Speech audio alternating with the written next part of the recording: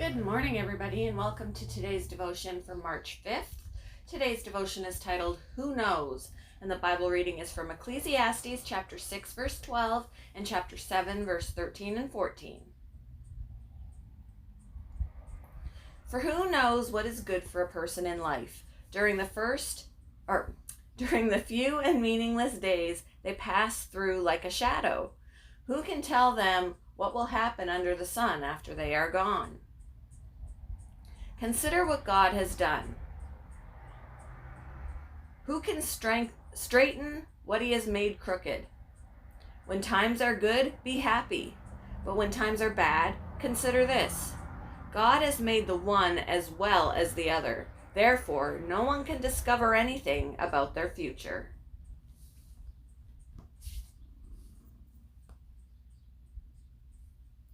According to Chinese legend, when Sai Wang lost one of his prized horses, his neighbor expressed sorrow for his loss.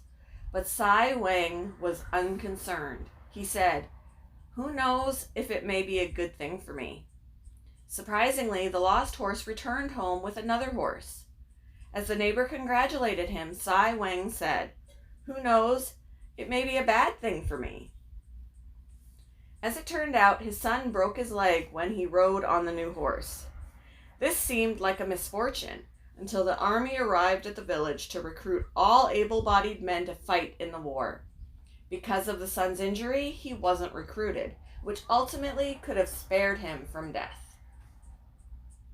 This is the story behind the Chinese proverb, which teaches that a difficulty can be a blessing in disguise, and vice versa.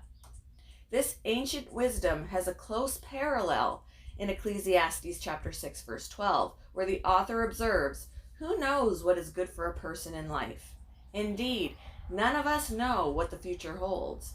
And adversity might have positive benefits, and prosperity might have ill effects." Sorry, the cat's getting into things right near the phone. Each day offers new opportunities, joys, struggles, and suffering. And as God's beloved children, we can rest in his sovereignty and trust him through the good and bad times alike. God has made the one as well as the other. He's with us in all the events in our lives and promises his loving care. Can you think of an example where a misfortune turned out to be a blessing? How can you keep your focus on God in good times as well as in bad times? Thank you for joining me for today's devotion, and I hope you all have a wonderful day.